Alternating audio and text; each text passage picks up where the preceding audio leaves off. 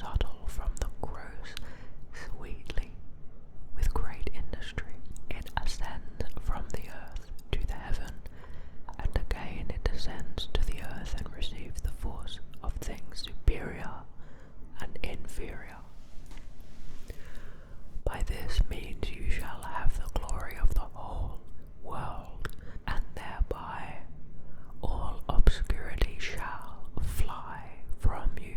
Its force is above all force, for it vanquishes every subtle thing and penetrates every solid thing. So was the world created.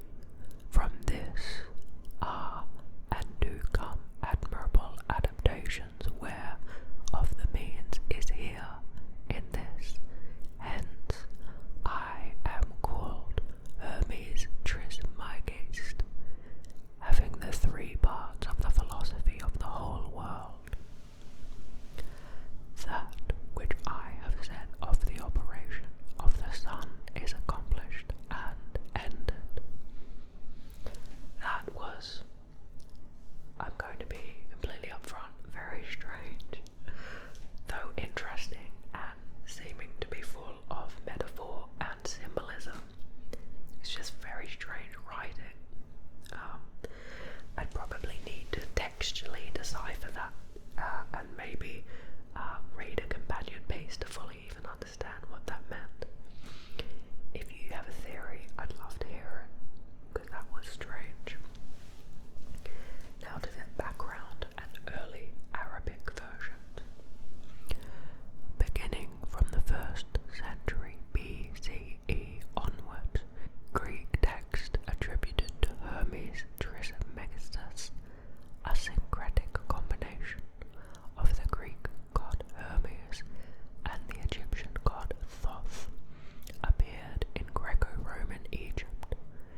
These texts, known as the Hermetica, are a heterogeneous collection of works that in the modern day are commonly subdivided into two groups: the technical Hermetica, comprising astrological, medico-botanical, alchemical and magical writings, and the religio-philosophical Hermetica, comprising mystical philosophical writings. These Greek pseudo-epigraphical texts found receptions, translations, and imitations in Latin, Syriac, Coptic, Armenian, and Middle Persian. Prior to the emergence of Islam and the Arab conquests in the 1630s, these conquests brought about various empires in which a new group of Arabic-speaking intellectuals emerged. These scholars received and translated the aforementioned wealth of texts and also began producing Hermetica of their own. By the 10th century, some Arabic-speaking Muslims had come to identify Hermes with the prophet Idris, thereby elevating the Hermetica to the level of other Islamic prophetic revelations. Until the early 20th century, only Latin versions of the Emerald Tablet were known in the Western world, with the oldest dating back to the 12th century. The older Arabic versions were rediscovered by Eric John Holmyard and Julius Ruska. Now to the secret of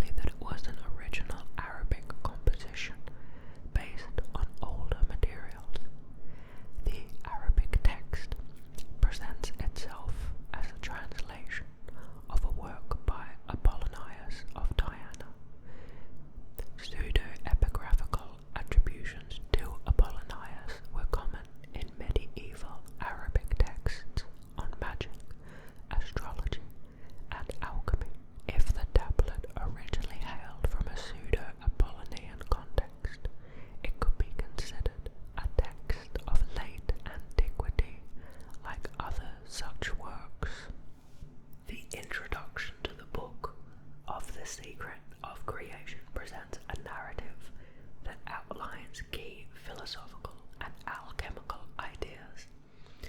It explains that all things are composed of 4 elemental qualities: heat, cold, moisture, and dryness, drawn from Aristotelian theory. These elements and their combinations are said to determine the sympathetic or antagonistic relations between beings.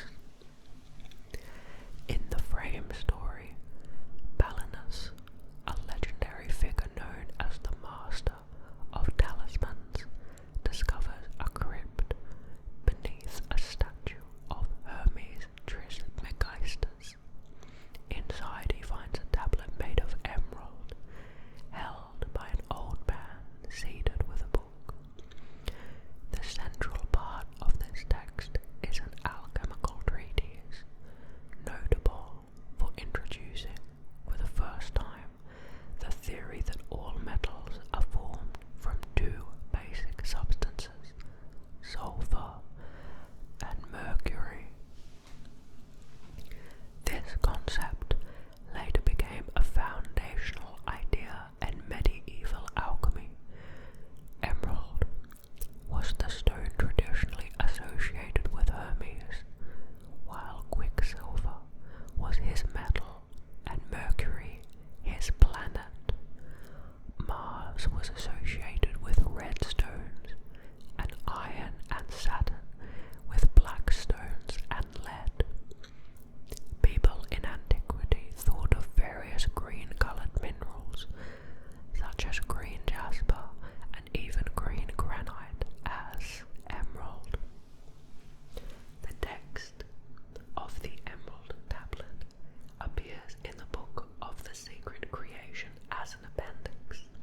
It has long been debated whether it is an extraneous piece, solely cosmogonic in nature.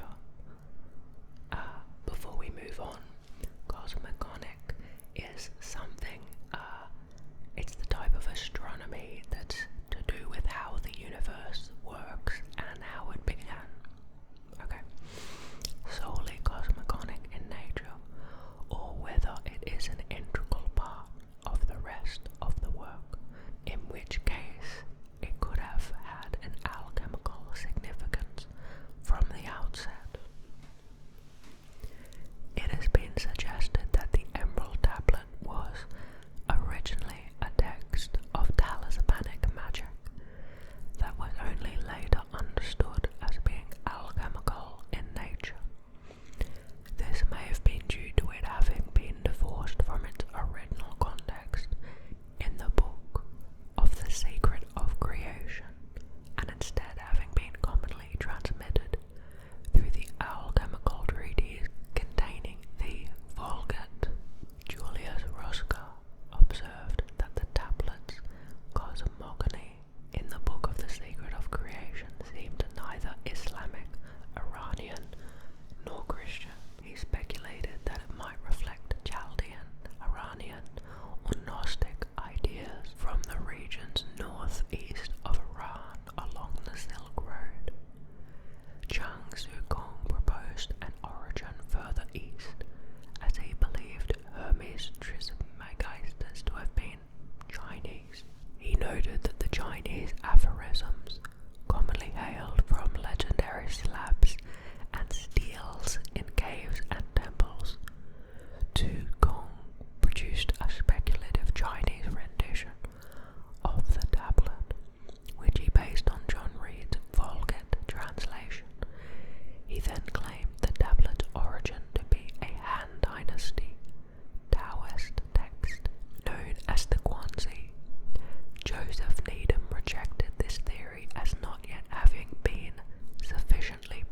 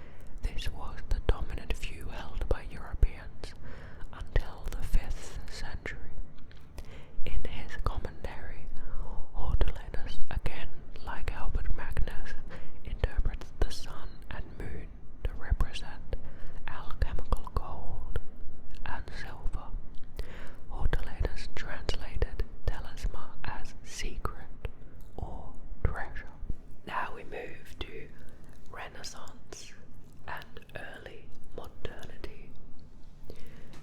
During the Renaissance, Hermes Trismegistus was widely regarded as the founder of alchemy and native to Babylon.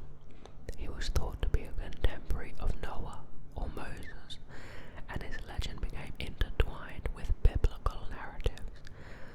One illustrative example of the belief that Hermes invented alchemy is found in the anonymous text, "Who were the first inventors of this art?" That's its title. Extracted from a gloss of the 14th century textus Alchemy. This text, or a later French one incorporating much of its narrative, influenced another discovery legend, claiming the tablet and its emblem to have been discovered after the biblical flood in Hebron Valley. The narrative further evolved via Hieronymus Dorella's 1496 splendid work of astrological images. In it, Alexander the Great discovers a tablet in Hermes' tomb while travelling to the oracle of Amun in Egypt. This story is repeated in 1617 by Michael Mayer in Symbols of the Golden Table, referencing a book of chemical secrets attributed to but likely not written by Albertus Magnus. That same year, he published Fleeing Atalanta.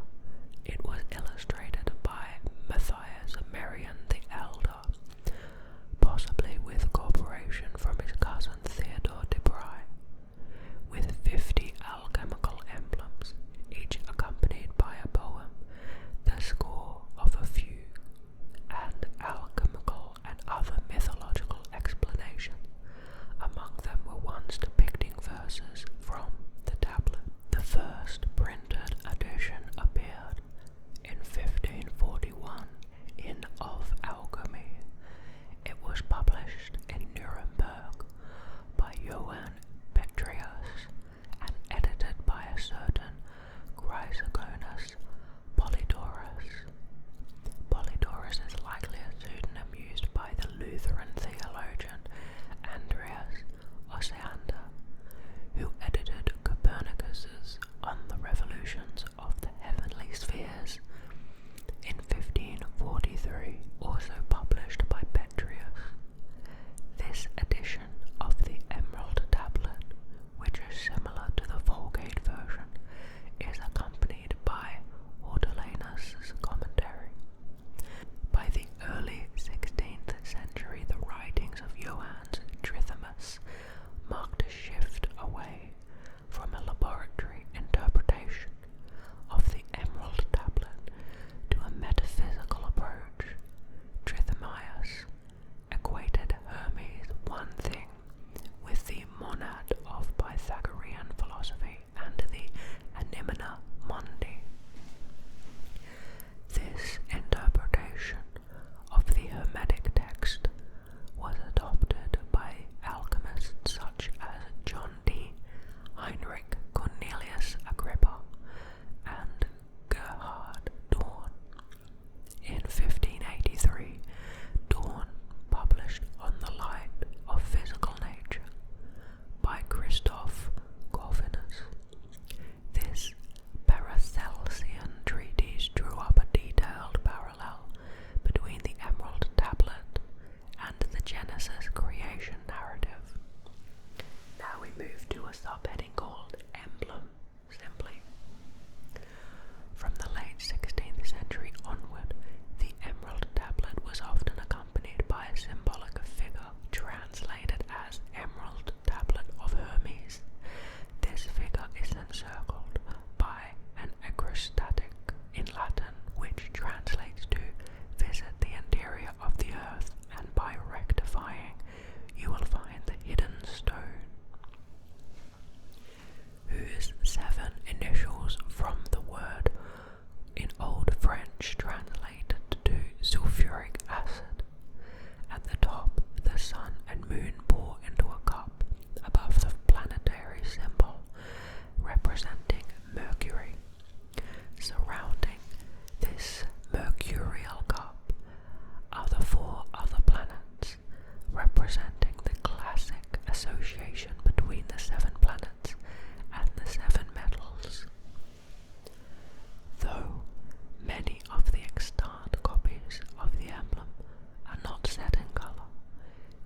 was originally polychrome, linking each planetary metallic bed with a specific color.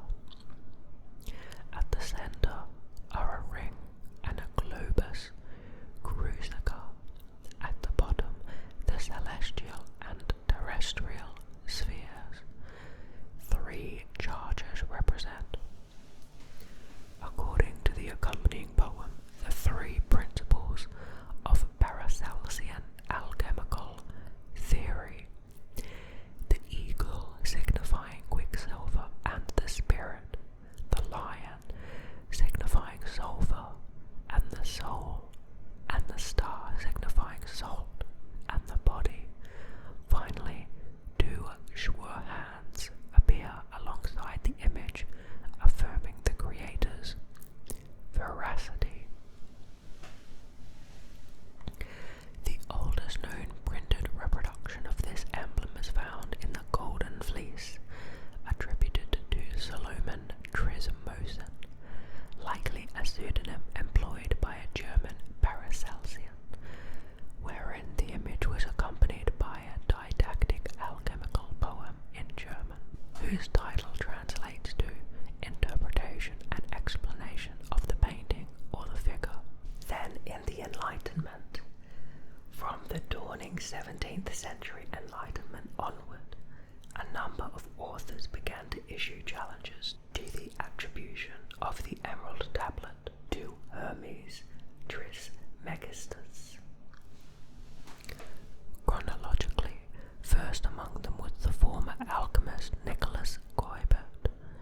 He believed the ancients had never mentioned alchemy by name, and the practice of identifying gold and silver by the names of planets was an idea first advanced by Proclus. He argued, therefore, that the Emerald Tablet must be inauthentic. These attacks were supported by a rising spectre of doubt surrounding all things Hermetic, following a linguistic analysis by Isaac Casaubon, calling into question the authenticity of Corpus Hermeticum and Hermes himself. And lastly, to modernity and the present. Starting with esotericism and academia. The Emerald Tablet continued to interest esotericists, and beginning in the 1850s and lasting up to the 1920s, the newly emerging occultist current